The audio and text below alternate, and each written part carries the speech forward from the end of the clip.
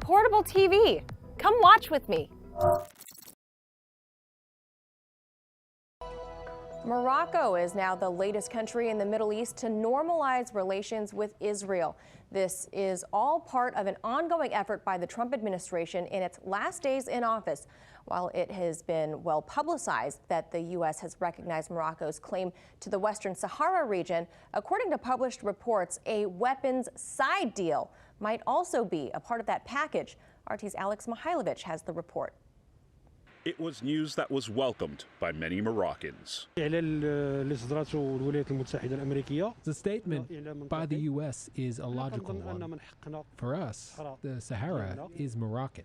The United States has agreed to recognize Morocco's claim over the Western Sahara in exchange for the Arab world's oldest kingdom, normalizing relations with Israel. President Trump tweeted, "Today, I signed a proclamation recognizing Moroccan sovereignty over the Western Sahara. Morocco's serious, credible, and realistic autonomy proposal is the only basis for a just and lasting solution for enduring peace and prosperity." It is unlikely that the United Nations and other Western states will follow in the U.S.'s footsteps with the resource-rich region. For decades, the UN and many countries have called for a referendum to resolve the territorial dispute in the Western Sahara.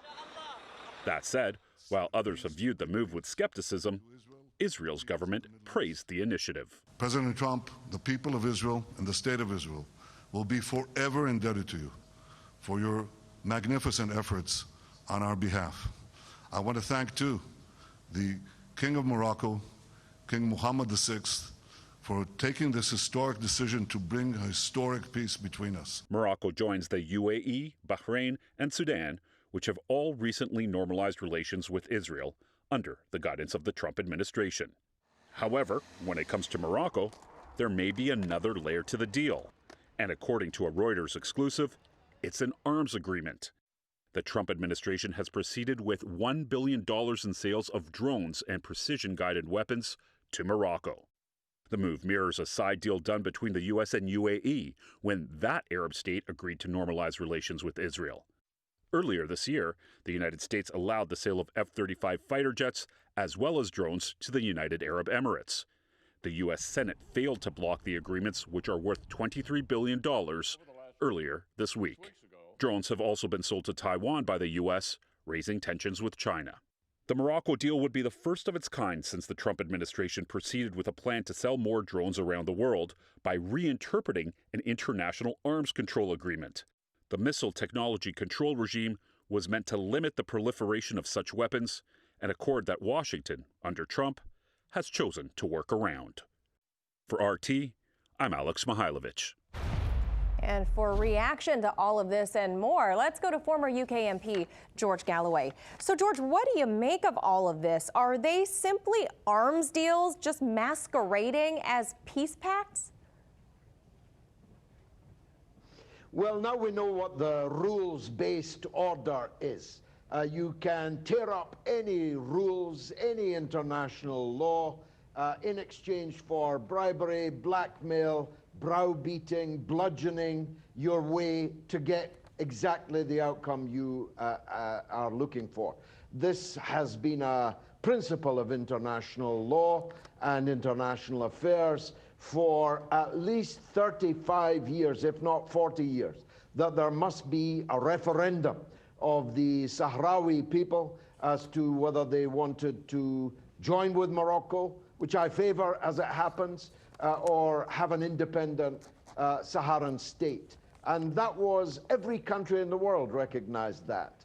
But it's now been torn up in exchange for the fool's gold of a Moroccan deal with Israel, which won't come to much for reasons I'd like to explain if I have time with you. But the reality is it's about the bumper sale of precision weapons and drones. Isn't it wonderful, really? Yeah. The season of goodwill, Manila, Christmas and all that. Now, George, officially, this is called the Abraham Accords, the Trump Mideast peace plan.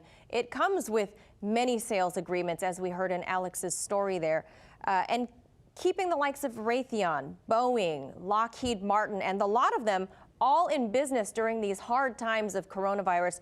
Do you think this is the real driving force behind the latest round of sanctions against Turkey for purchasing the Russian S-400 defense system?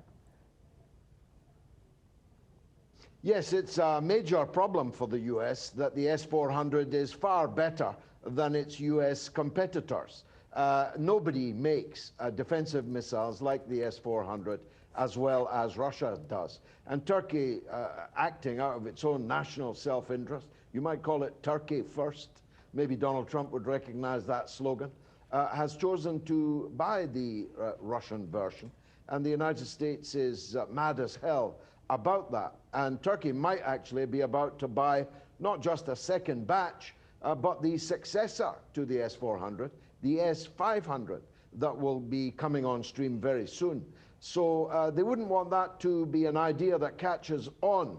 They want to strong-arm countries like Morocco, like the UAE, into buying the American arms companies' products. It's welfare for the military-industrial complex. In fact, these are the only companies at the moment that are not being abandoned and allowed to go to the wall in the period of COVID-19. So many companies are going bankrupt, but the arms companies never will. Absolutely, George. And, you know, Israel seems to be the beneficiary of all these relation normalizations.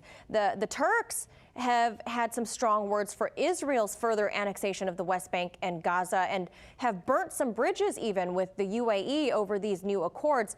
They viewed it as an affront to the Palestinian cause. But at the same time, George, the Turks have maintained their diplomatic relations with Israel since the 1950s. Are they being hypocritical here? Well, President Erdogan would say that these relations were established long before his era. They were already institutionalized and well entrenched, and he couldn't do anything with the deep state in Turkey against him, the military against him. He couldn't do anything about that. But President Erdogan does a great line in anti-Israel rhetoric, but he does great trade with Israel nonetheless.